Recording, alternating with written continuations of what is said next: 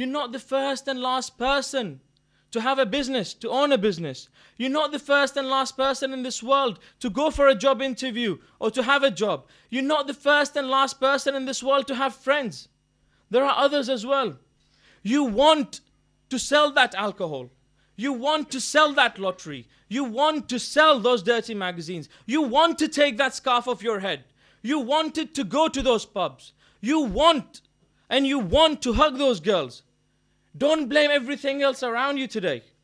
If Allah did not think that telling the truth is possible at the end of time, for Akhirul Zaman, then He would not have made it compulsory upon us. If Allah did not think that acquiring halal sustenance, halal rizq is possible at the end of time, then He would not have made it compulsory upon us. If Allah did not think that behaving with dignity is possible at the end of time, then He would not have made it compulsory upon us. Allah, as Maulana Sahib recited the day before yesterday, the Shariat of Muhammad has been created with the sole purpose that it saw the last man, the Akhirul Zaman, and it was created to be the most simplest way of life. Today, we allow our children to see these movies. We allow them to go to these nightclubs. We allow them to listen to these songs. And then we allow them to memorize these songs. To the point that you see these guys walking on the street, humming these songs and moving their bodies with it. They stand in the showers and they hum it to themselves. And tomorrow when my son brings in his hands the Tinas and the Minas and the Binas and the Jackies and the Rockies of this world, I'm surprised. Why? We allowed it to happen. I am not saying that we're perfect. There isn't a single house amongst us that hasn't been inflicted by shaitan's attacks. We are humans. That is why we are humans, because we make mistakes. The problem is that we know what the problem is and we don't do anything about it. And that is what the problem. So let us turn to Allah subhanahu wa ta'ala. Oh Allah, have you just thrown us in the sea and hoped for us to swim? Or have you left us some sort of guidance? Look how beautiful, look how great your Creator is. Yesterday I mentioned that Allah has sustained us along all our life. Step after step, we needed Him. He gave us. And yet, we have mastered the art of sacrifice so much that we're ready to sacrifice everything. We're ready to sacrifice our religion for all our lively needs. Why? Today, when you ask someone, what is more important to you? Your car or your life? Come on. I've been wondering that this is a one-way traffic. So today, inshallah, I'm planning to make you guys join with me. So what is important? Your car or your life? Fantastic, you can do it. What is more important? Your house or your life? Yeah? What is more important? The people at the back. Your wealth or your life? Life. Today, the average man, I'm not saying that everything in life, everyone says that life is important. No, the people who have reached certain levels, they would say that Allah, the prophets of Allah and the imams are more important than my life. But I'm talking about the average Joe, the likes of me. Yeah, if you ask me what's more important, my life is more important than anything else. Yeah, so the conclusion is that life is the greatest possession that we have. So what would you say about that man for whom Allah subhanahu wa ta'ala in the Quran says, وَمِنَ النَّاسِ مَنْ يَشْرِي نَفْسَهُ ابْتِغَاءَ مَرْضَاتِ اللَّهِ وَاللَّهُ رَؤُوفٌ بِالْعِبَادِ. Amongst the people, there is one man who has traded his life for the sake of the pleasure of Allah subhanahu wa ta'ala. Books of tafsir tell us that when the mushrikeen of Makkah planned to kill the Prophet, they got to such a state, they got so fed up. Today, we're going to kill the Prophet. So what did they decide to do? Because Banu Hashim, for those of you who don't know, was a very strong tribe. People used to fear them because of their strength and their bravery. So they said, if one Qabila goes and kills Muhammad, then that's the end of that Qabila, because Banu Hashim will just wipe you off the face of this earth. So what they decided to do is they decided that every Qabila would be represented by a youth from them, and they will all together put the dagger into the heart of Muhammad as soon as the sun rises. Sallu ala Nabi.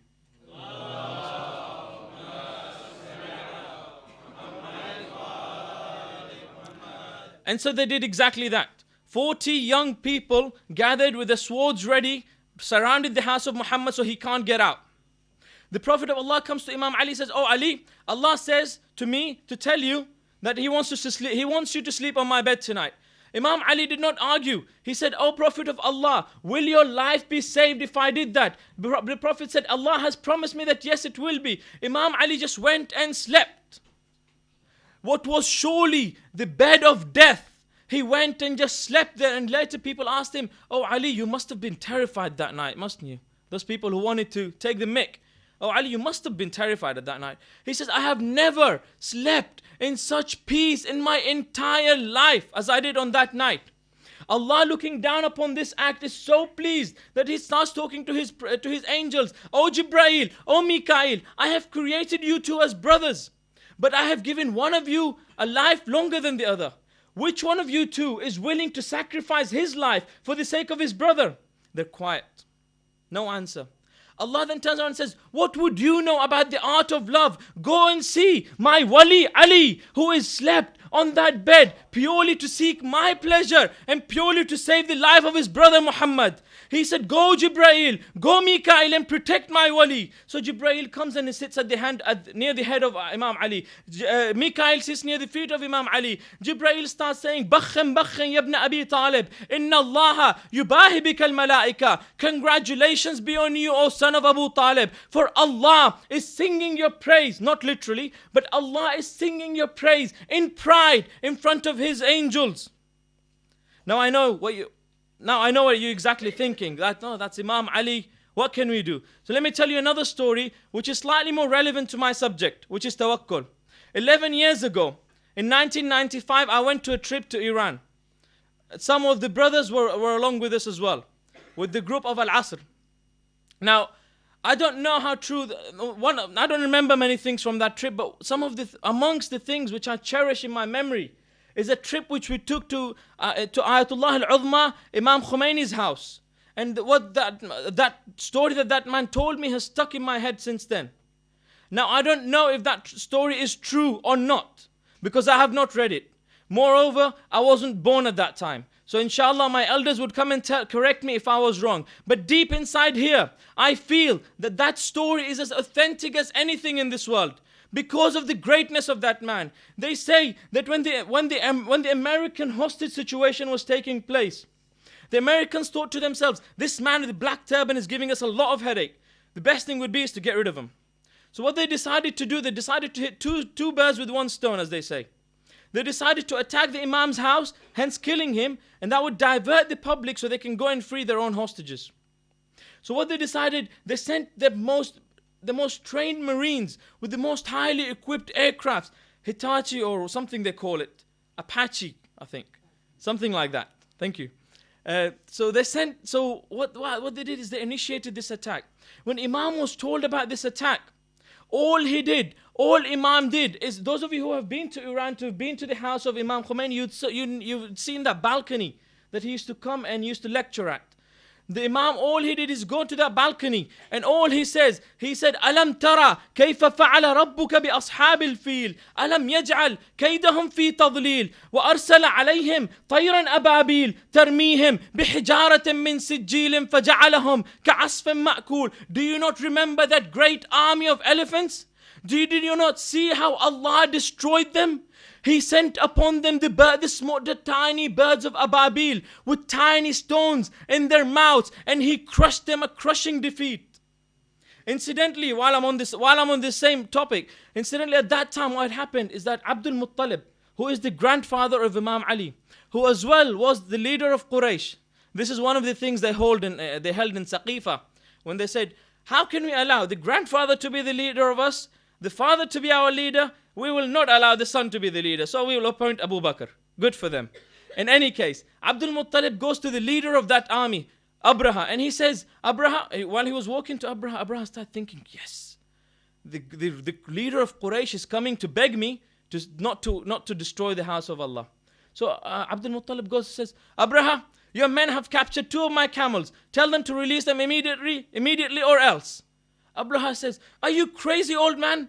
He says, "I'm about to destroy this Kaaba, and you have come to me asking for two measly camels. He says the camels belong to me. He says inna lil bayti rabbun yahmi. The house has a God who will protect it. In any case, Imam Khomeini, when he was told that there is this great force heading towards us to beat us, Imam Khomeini turned to Allah and he says, oh Allah, today the enemy thinks that they are strong, but I know that that all strength belongs to you. Oh Allah, today the enemy thinks that they will be victorious, but oh Allah, I know that all victories are to you. And all of a sudden they said a few hours later, we heard that those planes crashed into each other and collided into each other and crashed.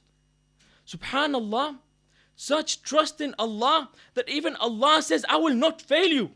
You've prayed to me, how can I fail you? Allah subhanahu wa ta'ala in Hadith al-Qudsi says, Abdi, ana al-hayyu alladhi la yamut. أطعني أجعلك حيا لا تموت. Oh my servant, I am the living that never dies. Obey me, I shall make you the living that never dies. عبدي أنا الذي أقول لشيء كن فيكون. أطعني أجعلك تقول كن فيكون. Oh my servant, I am the one who says to something be and it becomes. Obey me and I shall give you the power to say be and it becomes.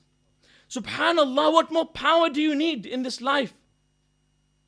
Allah subhanahu wa ta'ala says that we have traditions that when the mu'min would be going into Jannat, Allah will send him a message, like a postcard for example that we sent. And it will say, مِنَ الْحَيِّ الَّذِي لَا يَمُوتُ إِلَى الْحَيِّ الَّذِي لَا يَمُوتُ. Oh my servant, accept this heaven as a gift from me. From the living that never dies to the living that never dies. When people captured Nabi Ibrahim and they took him to Namrud, Namrud said, Ibrahim, you're making all this fuss in this world. Who is this Lord that you talk about? And Nabi Ibrahim answers in a beautiful manner in the Quran. He says, الذي خلقني فهو يهدين والذي هو يطعمني ويسقين وإذا مرضت فهو يشفين والذي يميتني ثم يحيين. And he carries on. He says, my Lord is He who created me, then nurtured me. My Lord is when I fall sick, He cures me. And my Lord is where He will give me death and then resurrect me alive. So Namrud says, well, that's easy. I can do that. So what they do, they brought 2 pregnant women to him. So what Namrud said, cut the womb of that woman and kill her child and let the other one live. He says, look, I can give life. I can create life. So then they bring 2 prisoners to him, from 2 criminals to him. He says, kill him and let him go. He says, look, I can control life and death as well. So Nabi Ibrahim looks at him and he smiles and he says, Inna Allah ya'ti bi-shamsi min al-mashriq fa'ti biha min al-maghrib. My Lord brings, he says, oh smart ass, listen, my Lord brings the sun out from the east. You bring it from the west. And Allah says, فَبُهِتَ الَّذِي كَفَرَ. Defeated was he who disbelieved. So he gets so angry and he tells people to gather wood for 40 days to create this great fire that they had to build a catapult to throw Nabi Ibrahim into the fire. When they're about to throw Nabi Ibrahim into the fire, the angels of Allah were up there worried. Jibreel turns to Allah and says, oh Allah, please let me go and help Ibrahim. Allah says, go. Jibreel comes to Ibrahim and he says, oh Ibrahim, I am here. Would you like any help? Now, if I was in that place, I'd say, please, yes, get me the hell out of here. But listen what Ibrahim said. Ibrahim said, yes, Jibreel, I need help, but not from you. I need help from He which I put my trust into. And they let go of the lever. The Nabi Ibrahim is in the air over the fire that people say that birds could not fly over. Allah was so pleased with that act that He said, Ya naru, kuni bardan wa salaman ala Ibrahim. Oh fire, become a place of coolness and tranquility for Ibrahim. Inshallah, one last thing and I will go to Masaib. The most recent and the most current event that shows us that trust in Allah is possible even in our country, even in our community, even amongst our Shias, even amongst us, the Khojas. Again, it's a personal story. You must be getting bored by hearing the autobiography of Hasnain Abdullah. But what can I say? This story summarizes everything that I've gone through with you guys today. My sister tells me that there was a Khoja family that moved into London. I won't name and shame people, I've just named my sister. My sister tells me that this Khoja family moved into London and they had some daughters. One of the daughters wanted to enroll in a college. Now they moved mid-year. Now you as well as I do know that entering into a good college, taking an entry into a good college is hard enough as it is. Now imagine if it's one of the top colleges of London, which is the capital of the UK. And to top all that in mid-year. Imagine how hard it would have been. She says that I accompanied this 17-year-old sister into her interview for the place in that college. She said we entered the room. The interviewer, who was a man, was sitting in that corner and he stood up. He approached us and he just forwarded his hand to try to shake the hand. He says this sister pulled her hand back and she said, I am sorry, I do not shake hands with men. Allahu Akbar. Imagine, this was potentially one of her tutors. Imagine throughout the interview, what do you think that man must have been thinking? What would you think if you were in that place? But this sister, this 17-year-old sister, and my salams be to her, she did not allow to compromise her religion for the sake of a place that she might or might not receive. Her father's brothers and sisters her forefathers were exactly the same as your and my forefathers, in that they used to worship those 3,000 odd gods, Ram and Sita and God knows who. And she did not belong to what I hear nowadays as the mullah families. Yeah, so she was an ordinary person. She does not have any special attributes. But because of what she did, I was so proud to be in one of the rarest positions where I'm actually proud of being a Khoja. But I was so proud of being actually belonging to that community which produces people like her. I am proud to call that lady a sister of mine in Islam. Allah must have been so pleased, because Allah would not see a distinction between what that sister did and between what Ali ibn Abi Talib did. Albeit it will be on a different scale, but there is no difference but between what that sister did and between what Ibrahim or Khomeini did. And Allah was so pleased that this is my interpretation. The lady received a position. A week later she received an invitation to join that college that she wanted. Just before, I missed the point that when she left that interview, she said that I wish I get a place in this college because it's the best one out of all the ones that we've seen and it's closest to home. Look how Allah rewards the people who put their trust into Him. She did not compromise her religion. Allah says, you put yourself in an awkward position for me. How can I not reward you? Because in the eyes of Allah, doesn't matter who does the deed, whether it's Musa or Isa or you or me. The deed is a good deed no matter who does it. Now imagine that trust that sister had in Allah, that she wasn't willing to compromise her religion. Imagine if we implement this idea into our community, that we are a community that does not shake hands with the opposite sex. Now imagine if 1.2 billion people around the world set this as a standard. Tomorrow, when someone comes to try to shake your hand, they will start thinking, they will start saying, no, these are the people who do not shake hands with the opposite sex. Why can't we do that? It's because we're not united, brothers and sisters. We need that trust in Allah. We need to be at that level of trust in Allah. We need to have that level of trust in Allah. Now imagine the trust that Hussein must have had in Allah. Imagine the trust that Zainab must have had in Allah. That the poet says, لا تبزغي يا شمس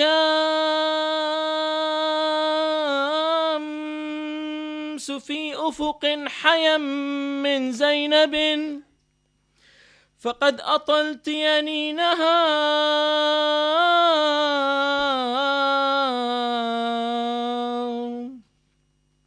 ذوبي فإنك قد أذبت فؤاد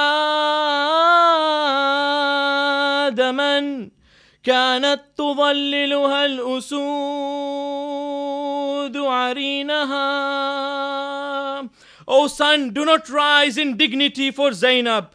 O son, for you are a witness that you have never seen this lady's head before today. O son, do not come out, for you will only increase in her pain. Zainab is that lady that when Hussein was leaving Medina, do you know how Zainab was escorted? Abbas was at the front and she was surrounded by the lions of Bani Hashim to the extent that you could not see past them. This was in pitch black night. Imagine that izzat for Zainab. Zainab, do you know how she got on the top of the camel? Abbas went on his knees.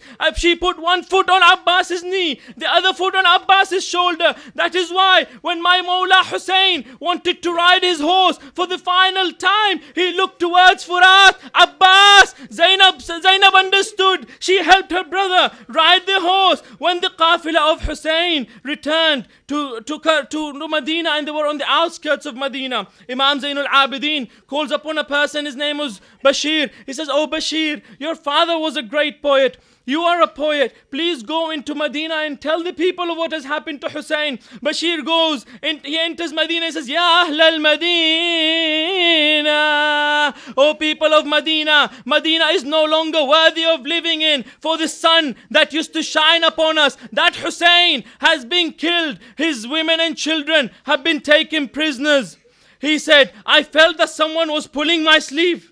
I looked down and I saw a little boy. The little boy said to me, 'Oh Bashir, my grandmother wants to talk to you.' He says, 'Who are you, little boy?' He says, 'I am Fadl, the son of Abu al-Fadl al-Abbas.' He says, 'I went to this lady. I said, "Oh lady, Hussein has been killed. Sukaina was slapped. Zainab lost her rida."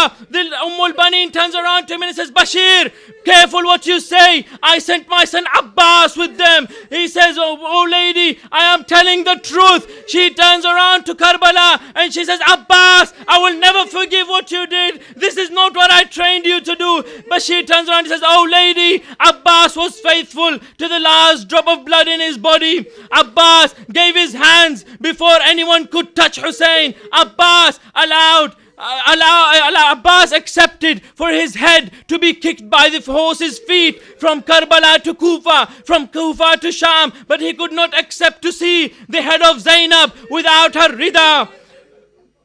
Zainab must have remembered Abbas every step of the way. Zainab, she must have remembered Abbas when the head of Hussein was being raised on the spear. She must have remembered Abbas when Shimr used to slap Sukaina and Sukaina would look to her auntie with tears in her eyes, both helpless to do anything. Zainab must have remembered Abbas when Shimr pulled the scarf of her head. Zainab must have remembered Abbas when she was being dragged in the streets of Kufa and Sham. Zainab must have remembered Abbas when she went to the grave of her grandfather and said, "Oh Prophet of Allah, if it was allowed for me, I would show you the marks that your ummatis have left on my back." Zainab must have remembered Abbas when Zalim ye poochta tha, Ghazi tera kahan hai, balon se muh chupaye. Zainab ye keh rahi thi, Abbas, Abbas, عباس ألا لعنة الله على القوم الظالمين وسيعلم الذين ظلموا أي منقلب ينقلبون. اللهم بحق فاطمة وأبيها وبعلها وبنيها والسر المستودع فيها يا الله. اللهم أنت ثقتي في كل كرب وأنت رجائي في كل شدة وأنت لي في كل أمر نزل بي ثقة وعدة. كم من هم يضعف فيه الفؤاد وتقل فيه الحيلة ويخذل فيه الصديق ويشمت فيه العدو.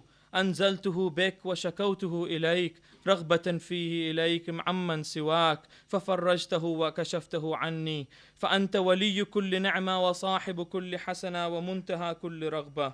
رحم الله من قرأ السورة المباركة الفاتحة مع الصلوات.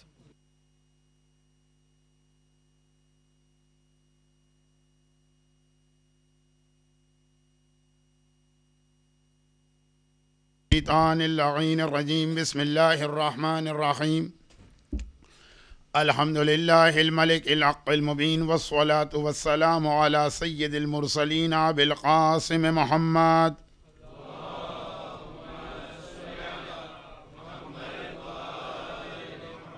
وآلہ الطاہرین ولعنۃ اللہ علی اعدائہم اجمعین اما بعد فقد قال اللہ الحکیم بسم اللہ الرحمن الرحیم الیوم اکملت لکم دینکم واتممت علیکم نعمتی ورضیت لکم الاسلام دینا۔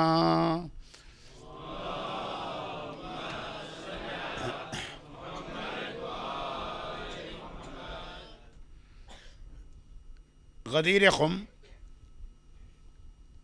ایک ایسا واقعہ ہے، یقیناً آپ سب اس کو اچھی طرح جانتے ہوں گے۔ ہو سکتا ہے کہ بچوں کے لیے یہ ذرا مشکل ہو، لیکن بچے میری لینگویج یا بھاشا ویسے ہی نہیں سمجھتے ہیں۔ میری ریکویسٹ ہوگی برادر حسنین عبداللہ سے کہ کل کسی طرح اپنے لیکچر میں تھوڑا سا غدیر خم کا بھی واقعہ ان بچوں کو بتا دیں، جیسے آج شب ہجرت کا واقعہ اتنے انٹرسٹنگ وے میں بتایا گیا، اور میں دیکھ رہا تھا کہ بچے کتنا اٹینٹیولی یہ سن رہے ہیں۔ کاش میں بھی اس قابل ہوتا کہ آپ کے بچوں سے ڈائریکٹ یہ بات کر سکتا۔ غدیر خم کے موقع پہ قرآن کی جو آیت نازل ہوئی، یہ ہماری 3 دن کی مجالس کا ایک کنکلوژن ہے، اور پھر جو ہمارا سبجیکٹ ہے یا ٹاپک ہے، اس کے سیکنڈ فیز میں ہم اسی غدیر کے واقعے کی مدد سے انٹر ہوں گے۔ غدیر خم کا واقعہ ایک اعلان پروردگار کی جانب سے یہ بھی لے کے آیا کہ الیوم اکملت لکم دینکم، اب یہ دین کا کمپلیٹ ہو گیا۔ جو دین اسٹارٹ ہوا تھا حضرت آدم سے، وہ آج جا کے کمپلیٹ ہوا ہے، اور کمپلیٹ کا مقصد یہ ہے کہ اب ٹل ڈے آف ججمنٹ یا یوم القیامہ کوئی ضرورت نہیں پڑے گی اس میں کسی چیز کو ایڈ کرنے کی یا اس میں سے کسی چیز کو ڈیلیٹ کرنے کی۔ لوگ تو کہتے ہیں کہ ویسٹ میں آنے کے بعد ہماری نیڈس چینج ہو گئی، ہماری ریکوائرمنٹس چینج ہو گئی۔ میں تو کہتا ہوں کہ جب خدا نے یہ کہہ دیا کہ الیوم اکملت لکم دینکم، آج میں نے اس دین کو کمپلیٹ کر دیا، تو اب انسان اس گیلیکسی کے آخری اسٹار میں بھی جا کے رہے گا تو وہاں بھی انشاءاللہ اسلام ہر پرابلم کا سلوشن پیش کرے گا، اور اتنا ایزی ہوگا کہ ہر آدمی اس کے اوپر عمل کر سکتا ہے۔ خالی اس دنیا کی ایسٹ اور ویسٹ کی بات تو چھوڑیے، اس یونیورس کے لاسٹ کارنر میں آپ چلے جائیے، اگر سنسیئر ہیں، انٹینشن ہے اللہ کے آرڈرز کو فالو کرنے کی، انشاءاللہ there will be no problem. اور جب یہ دین کمپلیٹ ہو گیا تو جس وقت ایک جملہ یہ کہا جاتا کہ ہمیں ویسٹ کے لیے ویسٹ کا مرجع چاہیے، 2 دن 3 دن جو میں نے گفتگو کی تو مجھے ایسا لگا کہ لیسٹر والے ابھی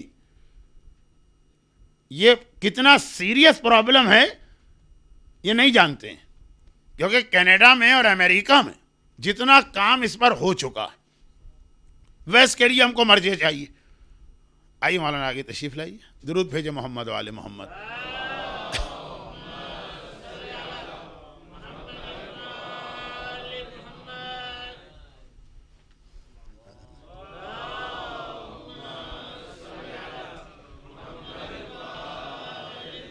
اب اگر دیکھیے یہ مرجعیت جو ہے نا، یہ ایک اوپن فیلڈ، اسلام نے ہندوؤں کی طرح نہیں رکھا ہے کہ برہمن کی ایک خاص کاسٹ ہوگی وہی برہمن بن سکتا، ویسٹ والا چاہے تو وہ مرجع بن جائے، لیکن جو مرجع بننے کا طریقہ ہوتا یہ فیبریکیٹڈ یا آرٹیفیشل مراجع نہیں، ایک پروسیس ہے، وہ کھلا ہوا میدان۔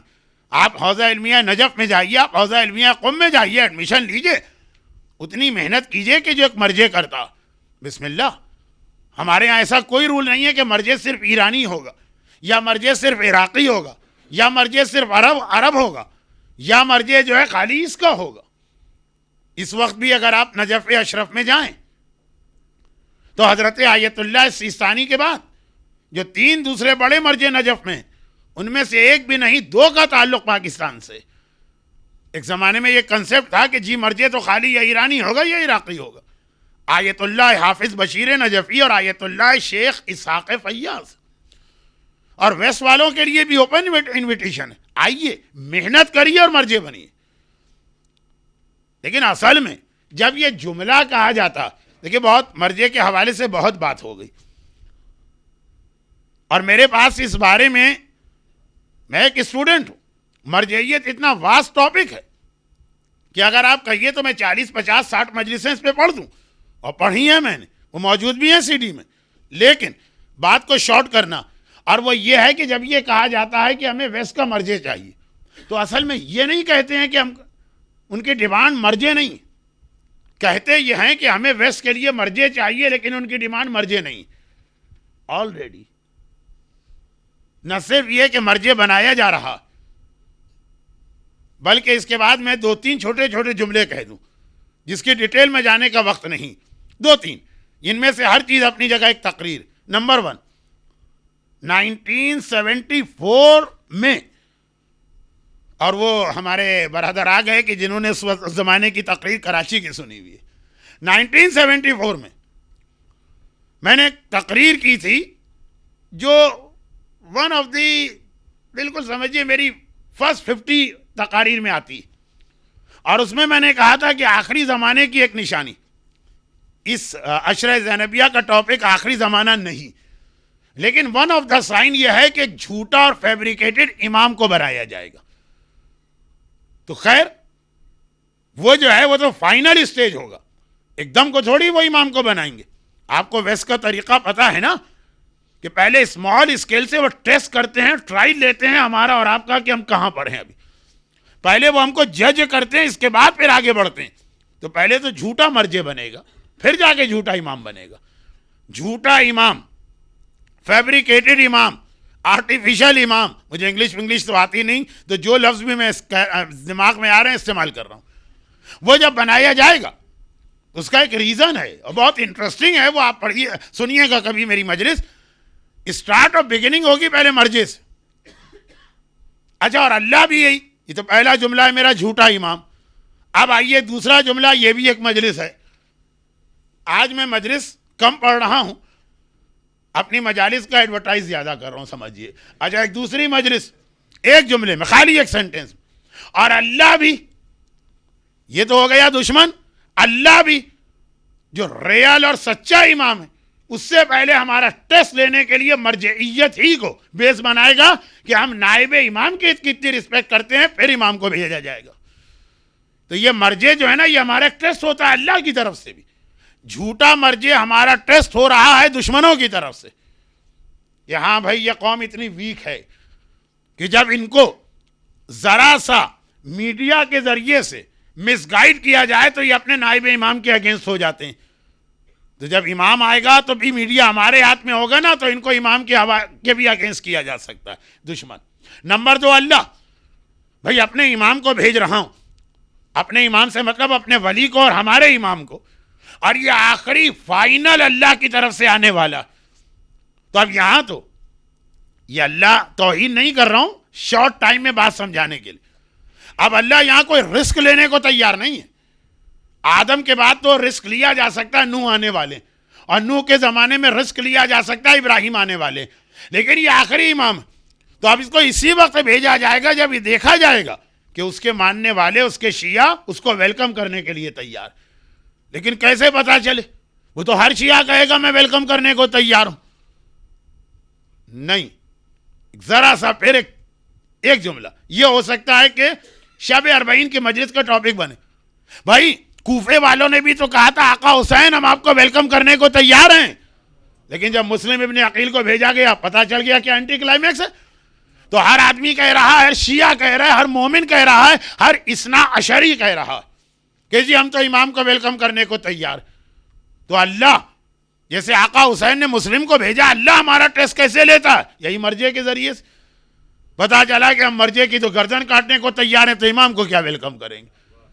کیونکہ جو آج مرجع کہہ رہا ہے کل وہی امام کہیں گے. یہ جملہ توہین والا نہ بنے, مرجع کہتا ہی وہ ہے جو امام پہلے سے ہم کو بتا گئے. تو دوسرا جملہ, مرجعیت اللہ کی طرف سے بھی ہماری ٹیسٹنگ اور ٹرائل ہے, جج کیا جا رہا ہے کہ شیعہ قوم ابھی کس اسٹیج پر ہے. تیسری بات, سب ایک ایک مجلس ہے, لیکن جتنی اٹینشن کے ساتھ مجمع مجھے سن رہا تو ایک جملہ بھی انف ہے. آپ سمجھ رہے ہیں میرا میسج. تیسری بات, امریکہ کا ڈیلیگیشن پاکستان آیا تھا, باقاعدہ یہ سارے میڈیا میں رپورٹ ہوا, یہ ابھی کی بات نہیں, 9/11 سے بھی پہلے کی بات. اور پاکستان کے بڑے بڑے علماء کی ایک میٹنگ ہوئی, کال کیا ان کو. یہ 9/11 سے پہلے کی, بہت پہلے کی بات, اسلامک ریولیوشن کی بات کے بعد, 9/11 سے پہلے. اور یہ کہا کہ آخر نجف اور قم کے مرجع آپ کب تک ان کو فالو کریں گے؟ آپ کے پاس اتنے براڈ مائنڈیڈ اور ویل ایجوکیٹڈ علماء موجود. اور پھر اس میں نام لیا اس آدمی کا جو امریکہ کا اس وقت one of the most famous English اور اردو بھی شاید اوریٹر ہے. کتاب بھی اس نے لکھی. غالباً کرنٹ ایرا میں اونلی انسٹنس ہے کہ کسی مرجع نے کسی ذاکر کے اوپر پابندی لگائی ہو کہ ممبر پہ نہیں جا سکتا. اور امریکن ایمبیسی کی میٹنگ میں پاکستان کے سارے شیعہ علماء کو یہ ایڈوائز کی جا رہی ہے کہ جب اتنے ویل ایجوکیٹڈ علماء آپ کے پاس موجود ہیں تو نجف اور قم کے یہ بوڑھے اور پرانے مرجع ان کو فالو کرنے کی کیا ضرورت. اس وقت تک یہ بات کم سے کم 15 سال پرانی ہے. جیسے برادر حسنین عبداللہ نے 15 سال پہلے امام خمینی کے گھر کا وزٹ کیا اور ایک واقعہ بتایا, تو وہ امام خمینی کے گھر کا واقعہ بتا رہے تھے. اسٹوری آپ نے سنی, میں امریکن ایمبیسی کی بات کر رہا ہوں, بالکل نگیٹو پازیٹو.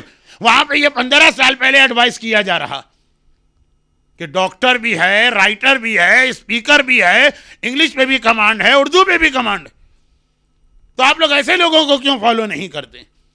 اور اس وقت جو جملہ کہا تھا, شاید پوری دنیا میں کہیں پر بھی خوجہ اسناشری کمیونٹی میں کوئی یہ جملہ نہیں کہتا کہ کب تک ہم نجف اور قم کے بوڑھے علماء کے پیچھے چلیں گے. لیکن آج 15 سال کے بعد ہماری اپنی کمیونٹی کے ینگسٹر یہ جملہ کہہ رہے ہیں. یہ جملہ فرسٹ ٹائم, دیکھیے میں نے آپ کی کمیونٹی سے باہر تو یہ جملے سنے تھے, لیکن خوجہ اسناشری میں یہ جملہ نہیں تھا. یہ امریکن ایمبیسی میں سنا اور آج آپ کی زبان پہ, آپ کے ینگسٹر کی زبان پہ آ رہا, بنایا جا رہا. فیبریکیٹڈ مرجع, یہ پروسیس جاری ہے. لیکن چوتھا ایک جملہ یہ بھی ایک پوری مجلس ہے, اور وہ یہ کہ آپ لوگ تو خیر بزنس والے آدمی, باپ دادا پر دادا سبھی کہیں نہ کہیں سے بزنس کرتے رہیں. یہاں کے حالات کی وجہ سے اگر آپ جاب کر بھی رہیں تو بہرحال آپ کی کمیونٹی بزنس کمیونٹی کہلاتی. مارکیٹ میں جب کوئی چیز لائی جاتی ہے تو پہلے اس کی ڈیمانڈ پیدا کی جاتی ہے. ایسی فضول بیکار نانسنس چیزیں. پاکستان میں ایک صاحب نے فیکٹری ڈالی, میں نے کہا اس کو کون خریدے گا, یہاں کسی کو ضرورت نہیں. کہا مولانا بزنس اس پہ نہیں چلتا ہے, لوگوں کو کیا ضرورت ہے کہ نہیں. ضرورت تو پیدا کی جاتی ہے, آرٹیفیشل ایٹماسفیئر بنایا جاتا کہ ہر آدمی کو یہ محسوس ہو کہ یہ چیز ہمارے لیے ضرورت. یہ بزنس ٹیکٹس ہے, میں نے کوئی ایم بی اے تو کیا نہیں ہے, وہ تو سب آپ نے کیا ہوا. تو پہلے کسی چیز کی ڈیمانڈ مارکیٹ میں پیدا کی جاتی ہے, پھر فوراً سپلائی ہونے لگتی. لیکن مرجعیت کے حوالے سے بھی یہی چل رہا. پہلے ڈیمانڈ مارکیٹ میں پیدا کی جا رہی, ویسٹ کا براڈ مائنڈیڈ مرجع موجود ہے, لیکن پہلے اس کی ڈیمانڈ تو ہو.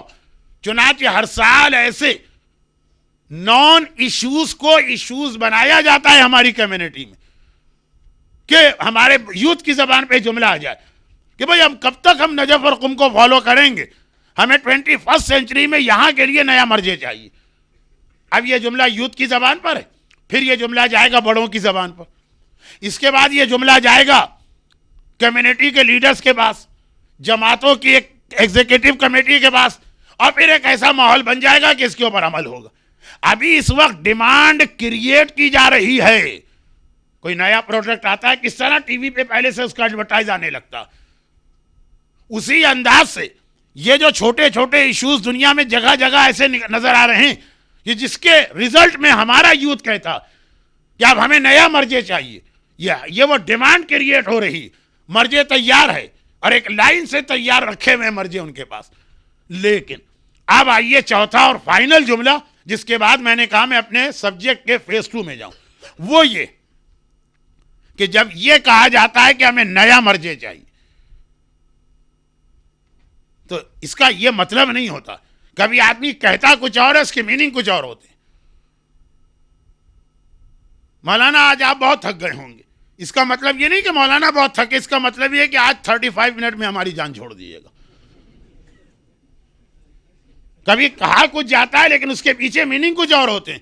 جب یہ کہا جاتا ہے ہمیں نیا مرجع چاہیے, تو چونکہ مرجع کے لفظ آج کل ایک گالی بن گیا, انہیں پتا ہے کہ یہ لفظ کہو گے تو اتنا اسٹرانگ ریئیکشن کمیونٹی کا نہیں ہوگا, کیونکہ آہستہ آہستہ یہ بات پہلے سے مینٹلی پریپیئرڈ کیا گیا.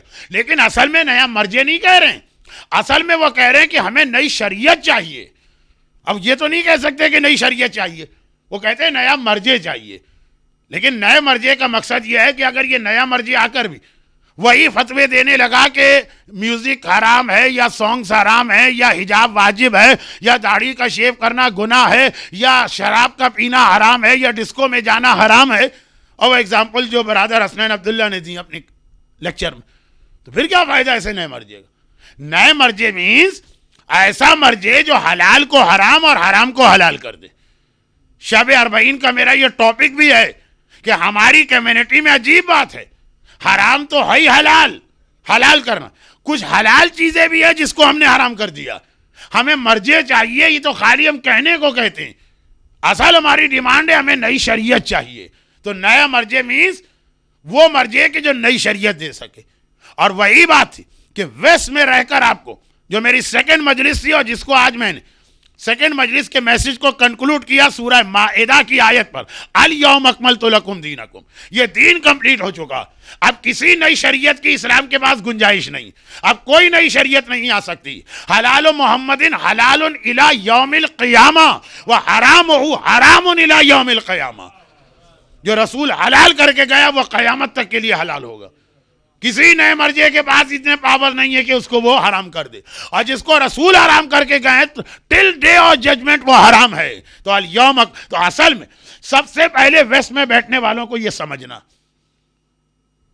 اور سمجھنے کا مطلب کیا ہے, خود نہیں اپنے یوتھ کو بتانا ہے, اپنے بچوں کو بتانا ہے, اپنی نئی جنریشن کو بتانا. کمپلیٹ کوئی اب اس کے اندر چینج نہیں کر سکتا, نئی شریعت نہیں آ سکتی. اس کے بعد دیکھیے ابھی اس ٹاپک میں بھی ہمارا ٹاپک تھا لیونگ ان دا ویسٹ اور رسپانسبلٹیز. خالی پہلی بات ہی اتنی لمبی ہو سکتی ہے کہ پورا اشرا ہو جائے, لیکن نہیں, میں آپ کا ٹائم ویسٹ نہیں کروں گا. جتنا ہو گیا, that's sufficient, that's enough. Number 2 اور نمبر 3 دو جملے سنیے, your duties living in the waste, اور اس کے بعد ان میں سے پہلا جملہ آ جا رہا ہے, دوسرا جملہ 2 دن کے بعد آئے گا, 3 دن بعد. ویسٹ میں رہتے ہوئے آپ کی سیکنڈ ڈیوٹی, پہلی تو یہ کہ شریعت کو خود بھی کمپلیٹ سمجھیے, اور اس بات پہ بلیو رکھیے کہ حلال محمد حلال ہے یوم القیامہ, حرام ہو حرام ہے یوم القیامہ, اور اپنی اولاد کو بھی یہ عقیدہ ٹرانسفر کیجیے. نمبر 2, ویسٹ میں رہتے ہوئے آپ کی سیکنڈ موسٹ امپورٹنٹ ڈیوٹی اور تھرڈ موسٹ امپورٹنٹ ڈیوٹی, یہ 3 چیزیں ہو گئی. ان میں سے دونوں باتیں جو میں کہہ رہا ہوں 2 مجلسیں تو اس میں لگیں گی, تو یہ آنے والی 4 مجالس کا ٹاپک ہو گیا سیکنڈ ڈیوٹی. ویسٹ میں اگر آپ کو رہنا ہے تو آپ کی ڈیوٹی, اور یہ اورٹری والا جملہ نہیں کہہ رہا ہوں, اس کی ایکسپلینیشن آج ہونے والی, کہ آپ کو ویسٹ میں اگر رہنا ہے تو آپ کی ڈیوٹی ہے کہ زینب کبریٰ بن کے رہنا ہوگا. اور تیسرا جملہ, نارملی شب جمعہ کو میرا ٹاپک یہی ہوتا, تو وہی میں پلان کر رہا ہوں کہ ٹیوزڈے اور وینسڈے کو وہ سیکنڈ پوائنٹ کو بتاؤں اور تھرڈ پوائنٹ ویسے ہی شب جمعہ آ جائے. یہ میری پلاننگ ہے, آگے دیکھیے کیا ہوتا. تیسرا جملہ یہ کہ ویسٹ میں رہنا ہے تو دجال بن کے نہ رہیے. یہ 3 ڈیوٹیز ہو گئی. زینب بن کے رہیے, دجال بن کے نہ رہیے. اور جو دونوں جملے اوریٹری کے جملے نہیں, دیکھیے ہمارے یہاں اوریٹری میں تو بہت کہا جاتا ہے زینب نے یہ جہاد کیا, زینب نے جہاد کی. وہ تھا کیا جہاد, وہ تھا کیا؟ شہزادی زینب کبریٰ نے کیا جہاد کیا, اس میں ہمارے لیے کیا میسج؟ اور نارملی شہزادی زینب کبریٰ کا تذکرہ آتا ہے تو یہ سمجھا جاتا ہے کہ ٹاپک لیڈیز کے لیے, یعنی آپ کو سنایا بھی جاتا ہے تو لیڈیز کے لیے. نہیں, زینب کبریٰ بن کے رہنا ہے, یہ ویسٹ میں آپ کی سیکنڈ ڈیوٹی ہے. اور تھرڈ ڈیوٹی دجال نہیں بننا ہے, وہ آگے آئے گا.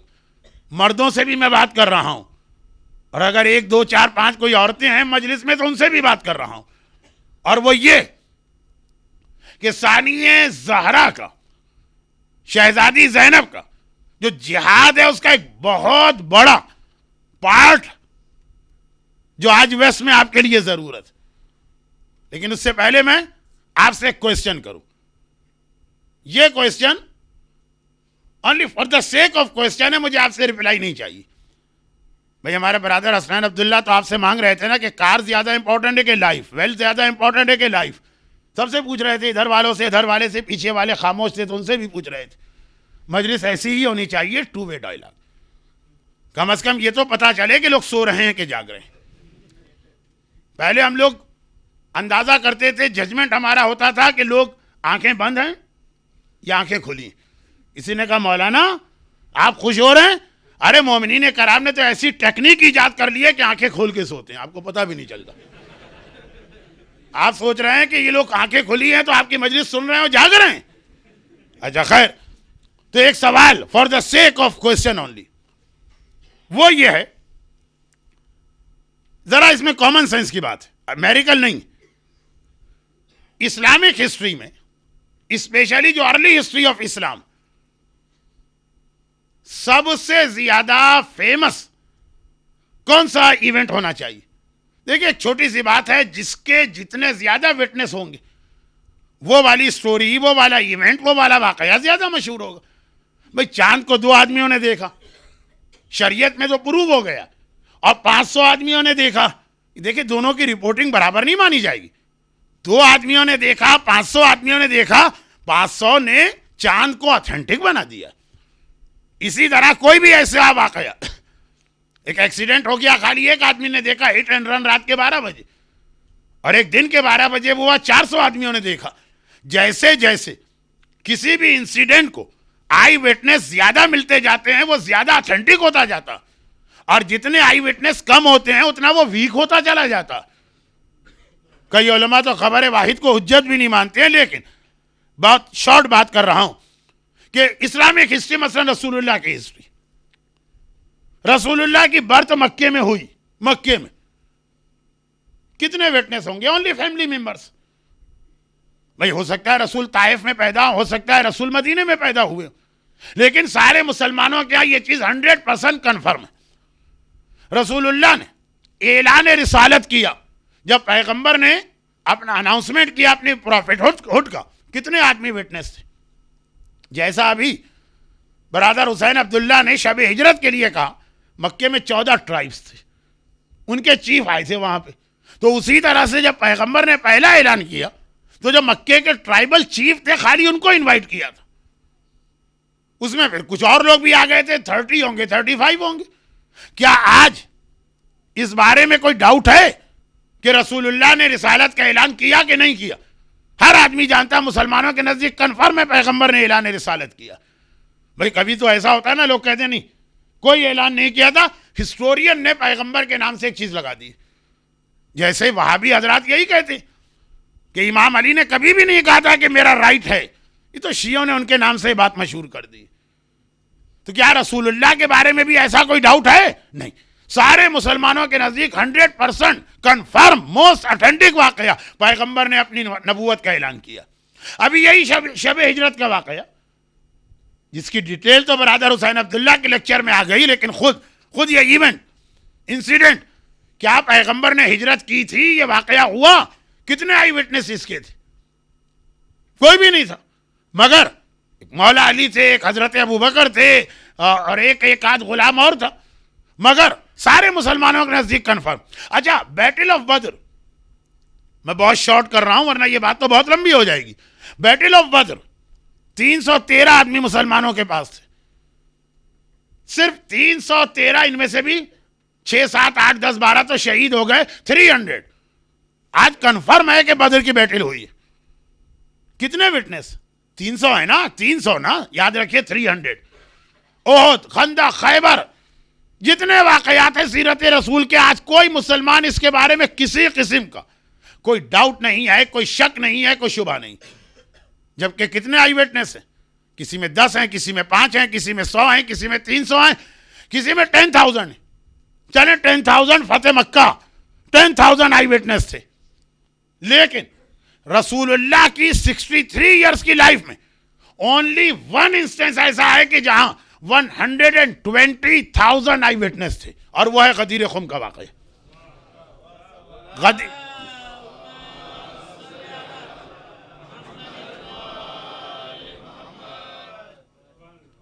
پرسوں کسی نے ایک نعرہ بھی لگا دیا تھا, وہ نہیں آج صاحب, اچھا خیر.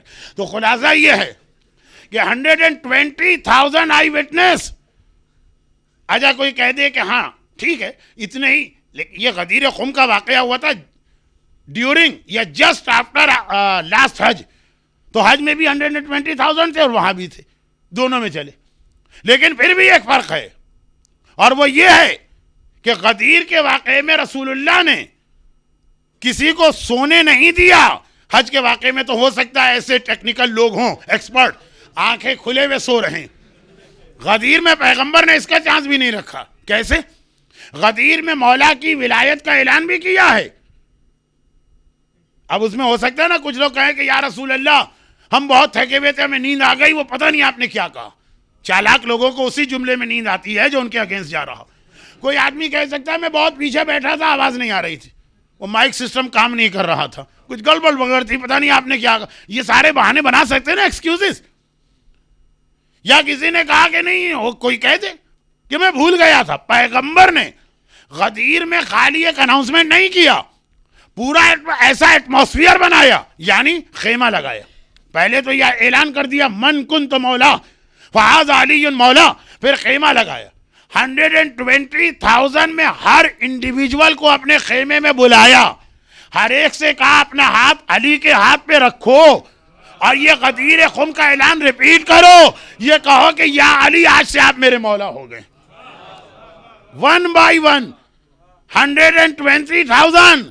کوئی کہہ سکتا ہے کہ یا رسول اللہ میری ہیئرنگ پاور ویک تھی, میں نے آپ کی تقریر نہیں سنی. بلایا, میں سو گیا تھا, بلایا, میں پیچھے بیٹھا تھا, اس کو بھی بلایا, مائک سسٹم کام نہیں کر رہا تھا, اس کو بھی بلایا, ہر ایک کو بلایا. اب لیڈیز, ابھی برادر حسین عبداللہ کے لیکچر میں, بھائی اس میں کوئی کمپرومائز نہیں ہے نامحرم سے ہاتھ پھیلانا. لیڈیز اب وہ ہاتھ پہ ہاتھ تو نہیں رکھ سکتی. پانی کے ایک برتن میں پانی تھا, ایک طرف مولا کا ہاتھ, ایک طرف ان کا ہاتھ. ان سے بھی کہا کہ اس پانی میں اپنا ہاتھ انٹر کرو اور یہ جملہ دہراؤ کہ یا امیر المومنین آج سے آپ میرے مولا ہو گئے. کسی کو پیغمبر نے ایگزمپٹ نہیں کیا, مرد ہوں کہ عورتیں ہوں کہ جتنے لوگ ہوں. اب کوئی بھولے تو کیسے بھولے, مگر بلیو کیجئے میری بات پر کہ آج نارمل مسلمان, وہابی نہیں, اینٹی اہل بیت نہیں, اینیمیز آف اہل البیت نہیں, جو ایک نارمل مسلمان جو امام علی سے محبت کرتا ہے, امام حسین کے لیے مجلس بھی کرتا ہے, نارمل مسلمان, اس کو بھی نہیں پتا غدیر کا واقعہ. اگر آپ اس سے کہیں کہ غدیر, وہ سرپرائز ہوگا اور اپنے اس حیران ہونے میں وہ سچا ہے, جھوٹ نہیں بول رہا وہ. ہاں جو بڑے بڑے علماء ہیں ان کو تو معلوم ہے, وہ تو انٹینشنلی واقعے کو چھپاتے ہیں, لیکن ایک عام مسلمان. ایک کوئسچن میرا کہ پیغمبر کی لائف میں اسپیشلی جو 23 ایئرس کا پیریڈ آف پروفٹ ہو گئے, اس کے اندر ہر واقعے کے آئی وٹنس غدیر سے کم تھے اور بہت کم تھے. میکسیمم اس سے پہلے آئی وٹنس ملے تھے 10,000 میکسیمم, اور پھر 120,000. کتنا ڈفرنس ہے فرسٹ اور سیکنڈ واقعے کے اندر. اور باقی جو واقعات ہیں اس میں کہیں 100 ہیں, کہیں 200 ہیں, کہیں 300 ہیں, کہیں 10 ہیں, کہیں 5 ہیں.